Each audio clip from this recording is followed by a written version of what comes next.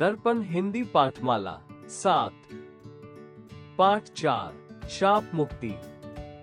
एक दिन ऐसा हुआ कि मैं बूढ़ी दादी की आंखों का इलाज कराने दिल्ली के एक बड़े प्रसिद्ध नेत्र चिकित्सक डॉक्टर प्रभात के पास गया।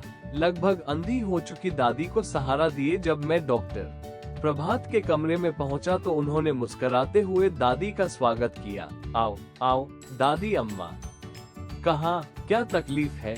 दादी ने आवाज से ही डॉक्टर की उम्र का अनुमान लगाकर कहा, कोई तकलीफ नहीं बेटा, बस बुढ़ापे की मारी हूँ। बुढ़ापे में नजर कमजोर हो ही जाती है, पर मैं तो आंखों का डॉक्टर हूँ दादी अम्मा।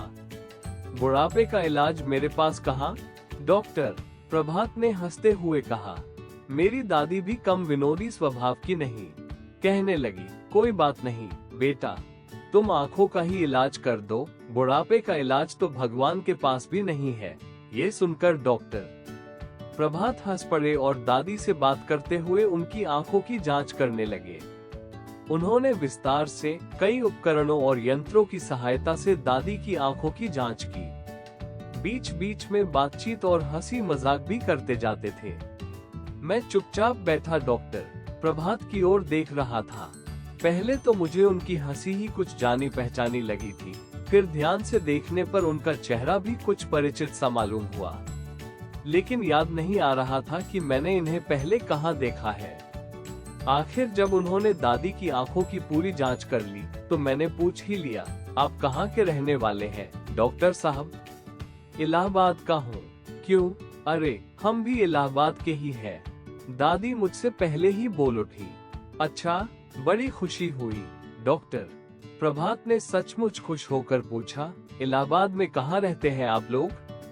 दादी ने ज्यों ही हमारे इलाहाबाद वाले घर का पता ठिकाना बताया। डॉक्टर प्रभात ने मेरी तरफ देखा और अचरज भरी प्रसन्नता से बोले, अरे तुम बब्बू तो नहीं हो? और तुम मंटू? अचानक मेरे मुंह से निकल गया। आप हमारे बचपन के मित्र मंटू है ना? हाँ भाई, मैं मंटू ही हूँ। वाह यार, तुम खूब मिले। तुम तो शायद जब दूसरी या तीसरी कक्षा में पढ़ते थे तभी अपने परिवार के साथ दिल्ली चले आए थे, है ना? वाह, मुझे तो स्वप्न में भी आशा नहीं थी कि जीवन में फिर कभी तुमसे भेंट होगी। सच बड़ी खुशी हुई तुमसे मिलकर। मुझे भी, मैंने अत्यंत प्रसन्न होकर कहा। तभी डॉक्टर प्रभात ने दादी का चेहरा ध्यान से देखा और अचानक उनकी मुस्कान लुप्त हो गई। चेहरा किसी दुखदाई स्मृति में काला सा हो आया। दादी की अत्यधिक कमजोर आंखों को डॉक्टर के चेहरे का ये भाव परिवर्तन नजर नहीं आया। वे प्रसन्न होकर पूछने लगी, अच्छा तो तुम दोनों बचपन में साथ साथ खेले हो? ये तो बड़ा अच्छा संयोग रहा। तुम तो अपने ही हुए डॉक्टर बेटा। हाँ, तुमने अपना क्या नाम बताया? मंटू।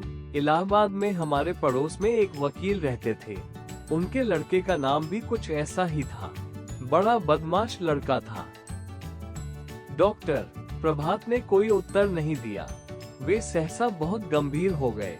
दादी के लिए दवाई का पर्चा लिखते हुए उन्होंने कहा, ये बातें फिर कभी होंगी दादी अम्मा। बाहर और भी कई रोगी इंतजार कर रहे हैं। मैं तुम्हारी दवाई लिख रहा हूँ। बाजार से मंगवा लेना और दिन में 3 बार आंखों में डालती रहना, फिर अगले सप्ताह आज के ही दिन आ जाना। तुम्हारी आंखों का ऑपरेशन करना होगा। घबराना मत, ईश्वर ने चाहा तो तुम्हारी आंखें अच्छी हो जाएंगी। बाहर आते ही दादी ने मुझसे पूछा, यह उसी वकील का बेटा मंटुआ था ना? हाँ दादी, बचपन में मेरे साथ पढ़ता था। बस, तो अब इसके पास दोबारा आने की जरूरत नहीं।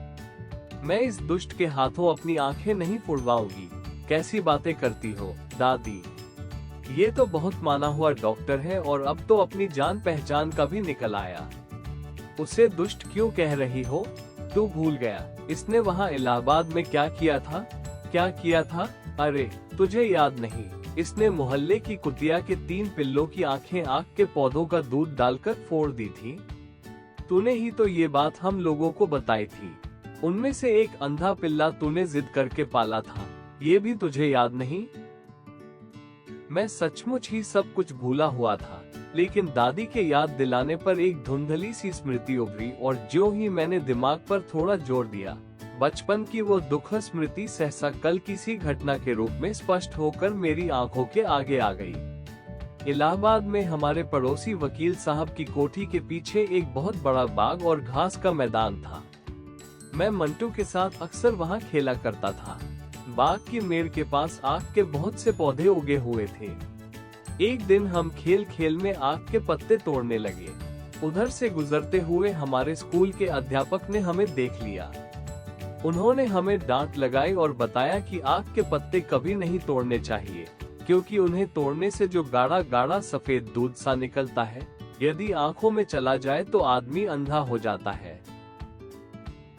ये जानकारी हम लोगों के लिए एकदम नई और विस्मयकारी थी।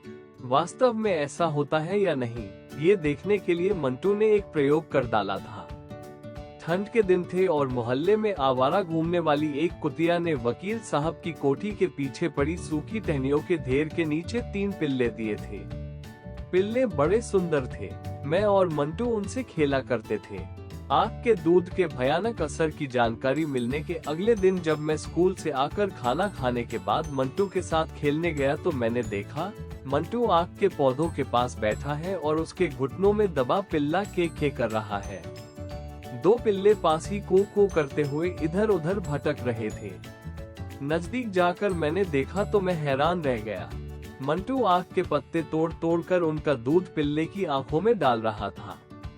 ये तूने क्या किया बेवकूफ, पिल्ला अंधा हो जाएगा, मैंने चिल्ला कर कहा।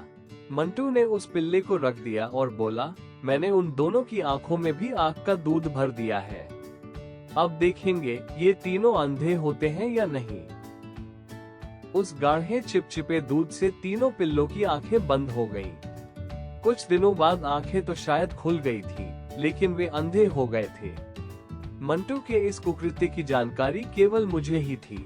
मैंने उसे उन प्यारे प्यारे पिल्लों को अंधा बना देने के लिए बहुत बुरा भला कहा था और वकील साहब से शिकायत करने की धमकी भी दी थी। लेकिन मंटू को एहसास हो गया था कि उसने अपनी जिज्ञासा शांत करने के लिए इस प्रयोग के रूप में एक बड़ा पाप कर डाला है। उसने गिड़गिड़ा कर मुझसे कहा था कि यह बात मैं किसी को न बताऊं। मैं शायद बताता भी नहीं, लेकिन जब उन 3 पिल्लों में से 2 दिन रात कू करते इधर से उधर भटकते मर गए, तब मुझे बहुत दुख हुआ और उस दिन मैं बहुत रोया। दादी, माँ और परिवार के अन्य सभी लोग मुझसे बार बार पूछने लगे कि मैं क्यों रो रहा हूँ। पहले मैंने बात छिपाकर अपने मित्र मंटू को बचाने की कोशिश की, लेकिन फिर मुझे तीसरे पिल्ले का ध्यान आ गया, जो अभी जीवित था, और उसकी जान बचाना मुझे मंटू को पिटाई से बचाने से ज्यादा जरूरी लग रहा था। इसलिए मैंने रोते रोते सारी बात बता दी और उस पिल्ले की आंखों का इलाज करा देने की जिद पकड़ ली। सब लोगों ने मंटू को बुरा भला कहा। वकील साहब ने उसकी पिटाई भी की।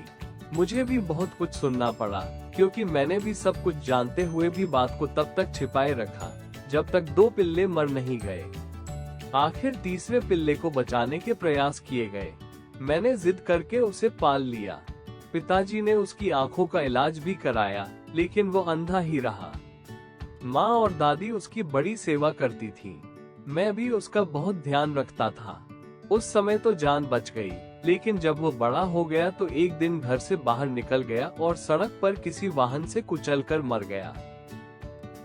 उस घटना को याद कर मैं हैरान रह गया। बचपन में 3 पिल्लों की आंखें फोड़ देने वाला मंटू आज इतना बड़ा नेत्र चिकित्सक। इससे भी ज्यादा हैरानी की बात ये थी कि लगभग 35 साल पहले की वो घटना, जिसे मैं भूल चुका था, दादी को अभी तक याद थी। निश्चय ही वो घटना प्रभात को भी याद होगी, तभी तो वह हम लोगों का परिचय पाते ही अचानक चुप, गंभीर और उदास हो गए थे। लेकिन दादी बचपन की उस बात को लेकर अब तो डॉक्टर प्रभात को बुरा भला कहना ठीक नहीं। मैंने दादी को समझाने की कोशिश की, अब वे मंटू नहीं, देश के माने हुए नेत्र चिकित्सक हैं। दूर दूर से लोग उनके पास अपनी आंखों का इलाज कराने आते हैं। अब तक तो हजारों लोगों को उनकी खोई हुई नेत्र ज्योति लौटा चुके होंगे।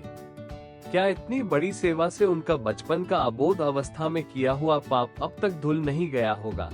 कुछ भी हो, मैं उससे अपनी आंखों का इलाज नहीं कराऊंगी, दादी ने निश्चय के स्वर में कहा। दादी का स्वभाव बिल्कुल बच्चों का सा है। हठ पकड़ लेती है तो किसी के मनाए नहीं मानती। मैंने उन्हें बहुत समझाने की कोशिश की, लेकिन वे डॉक्टर प्रभात से इलाज कराने को तैयार न हुई। आंखों में डालने की जो दवाई डॉक्टर प्रभात ने लिख कर दी थी, वो भी नहीं खरीदने दी। परिवार के सब लोगों ने उन्हें समझाया, लेकिन वे टस से मज नहीं हुई। आखिर शाम को मैंने डॉक्टर प्रभात को टेलीफोन किया और दादी की जिद के बारे में बताया। डॉक्टर प्रभात ने गंभीर होकर सब कुछ सुना और बोले, तुम अपने घर का पता बताओ, मैं स्वयं आकर दादी अम्मा को समझाऊंगा।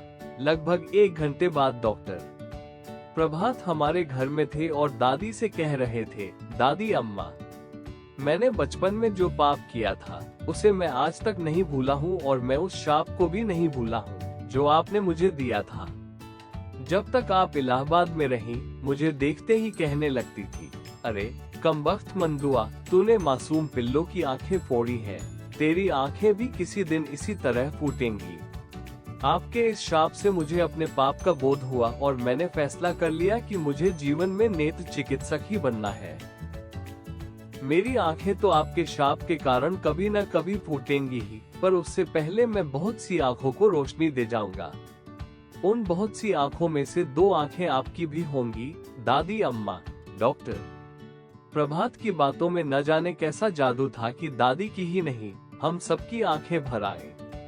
दादी तो इतनी भाव विह्वल हो उठी कि उन्होंने डॉक्टर प्रभात को पास बुलाकर हृदय से लगा लिया। उनके सिर पर स्नेहपूर्वक हाथ फेरते हुए उन्होंने कहा, जीते रहो मेरे लाल, तुम्हारी आंखों की ज्योति हमेशा बनी रहे। इसके बाद दादी ने मुझसे कहा, अरे बबुआ, तेरा बाल सखा आया है, इसकी खातिरदारी नहीं करेगा? जा, इसके लिए अच्छी सी मिठाई लेकर आ और सुन, इसने मेरी आंखों के लिए जो दवाई लिखी थी ना, वह भी खरीद लाना।